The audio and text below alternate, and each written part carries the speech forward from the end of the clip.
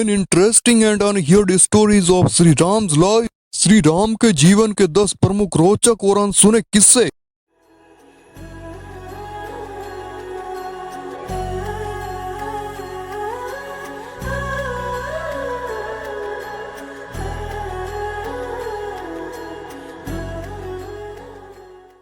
भगवान श्री राम को भगवान विष्णु का 7वां अवतार माना जाता है।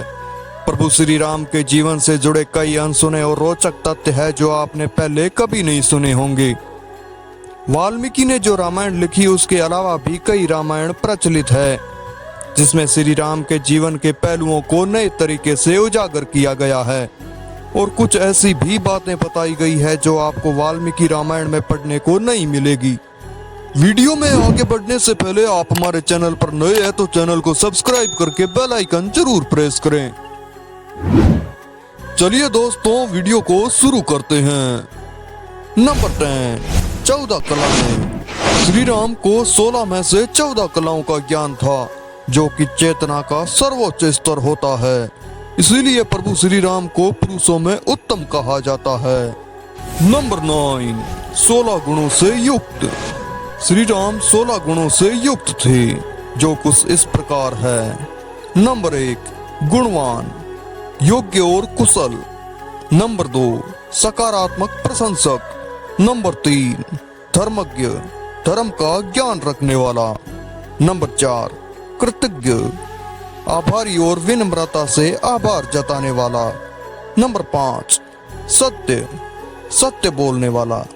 नंबर 6, दृढ़ प्रतिज्ञ, प्रतिज्ञा पर अटल रहने वाला। नंबर 7, सदाचारी, धर्मात्मा, पुण्यात्मा और अच्छे आचरण करने वाला। नंबर 8, सहयोगी, सभी प्राणियों का रक्षक। नंबर 9, विद्वान, बुद्धिमान, विवेकशील। नंबर 10, सामर्थ्यशाली, सभी का विश्वास और समर्थन प्राप्त करने वाला, समर्थवान। नंबर 11, प्रियदर्शी, सुंदर मुख वाला। नंबर 12, जितेंद्रिय, इंद्रियों पर जीत प्राप्त करने वाला। नंबर 13, शांत और सहजशील, क्रोध पर जीत प्राप्त करने वाला। नंबर 14, कांतिमान, चमकदार शरीर वाला और अच्छा व्यक्तित्व। नंबर 15, वीर्यवान, स्वस्थ, संयमी और हष्टपुष्ट। नंबर 16, युद्ध में जिसके क्रोधित होने से देवता भी डरे, वीर, साहसी, धनुर्धारी, असत्य का विरोधी। नंबर 8, श्री राम जी ने किस उम्र में कौन सा काम किया। कहते हैं कि सीता जी और श्री राम जी के विवाह के वक्त राम जी की आयु सिर्फ 14 साल थी जबकि सीता जी की आयु मात्र 6 साल की थी। शादी के बाद दोनों 12 वर्षों तक लगातार अयोध्या में ही रहे। इसके बाद करीब 26 साल की उम्र में श्री राम जी को वनवास प्राप्त हो गया। 14 साल वनवास में रहने के बाद जब श्री राम जी और सीता जी वापस अयोध्या लौटे तब सीता जी की आयु 32 वर्ष थी और श्री राम जी की आयु 40 वर्ष। नंबर 7, श्री राम का असली नाम। श्री राम का जन्म का नाम दशरथ राघव था परंतु बाद में नामकरण संस्कार के समय उनका राम नाम रघु राजवंश के गुरु महर्षि वशिष्ठ ने रखा था। नंबर 6, गिलहरी की कहानी। राम सेतु निर्माण के समय गिलहरी भी छोटे छोटे कंकड़ पत्थरों को उठाकर बड़े पत्थरों के बीच में फेंक रही थी। यह देखकर वानर सेना ने उनका मजाक उड़ाया और उन्हें अपने रास्ते से हट जाने को कहा। एक वानर ने गिलहरी की पूंछ पकड़कर उसे हवा में उछाल दिया जो सीधे श्री राम के हाथों में जा गिरी। श्री राम ने उसे नीचे गिरने से बचा लिया था।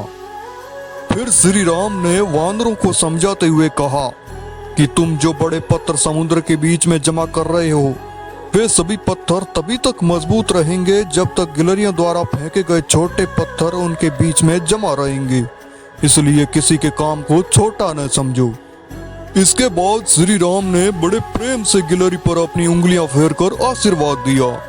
गिलहरी पर जो 3 धारियां हैं वे श्री राम द्वारा प्रेम से फेरी गई उंगलियों के ही निशान हैं क्योंकि उसने राम सेतु निर्माण में श्री राम का सहयोग किया। नंबर 5, भगवान श्री राम के जीजा जी। भगवान श्री राम के जीजा जी का नाम ऋषि श्रृंगी था जो शांता के पति थे। यानी श्री राम जी की बहन का नाम शांता था। ऋषि श्रृंगी को ऋष्य श्रृंग भी कहा जाता था। वे बड़े विद्वान और यज्ञ करता थे।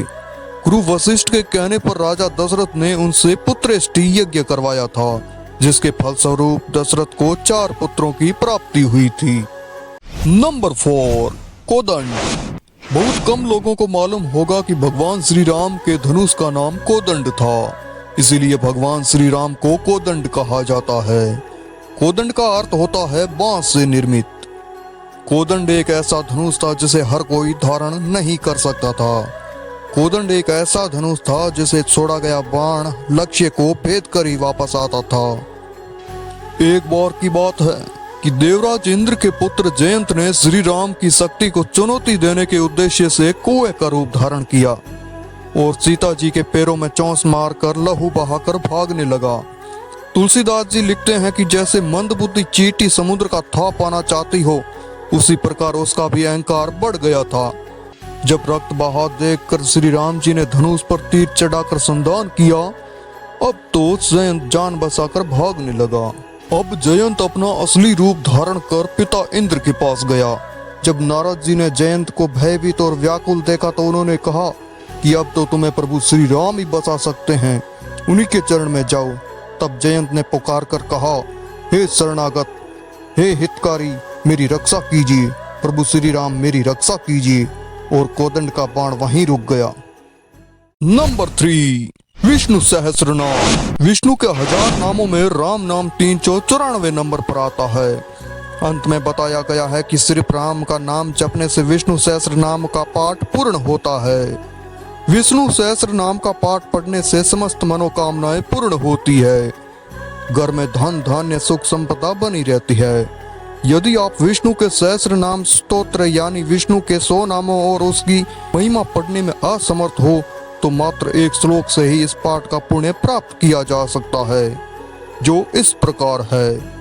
राम रामेति रामेति रमे रामे मनोरमे सहस्र नाम ततुल्य राम नाम वरानने। नंबर 2, सूर्यवंशी राम। भगवान राम ने सूर्य पुत्र राजा इक्ष्वाकु वंश में जन्म लिया था, इसीलिए भगवान राम को सूर्यवंशी भी कहा जाता है। उनके पूर्वज जैन धर्म के तीर्थंकर ऋषभनाथ, निमिनाथ आदि थे। इसी वंश में राजा दिलीप, भागीरथ, राजा पृथु, राजा रघु आदि हुए थे। रघु से सभी रघुवंशी भी कहलाए थे। राम के बाद कुश के वंश में ही आगे चलकर गौतम बुद्ध हुए थे, ऐसी मान्यता है। नंबर 1, इंद्र का रथ।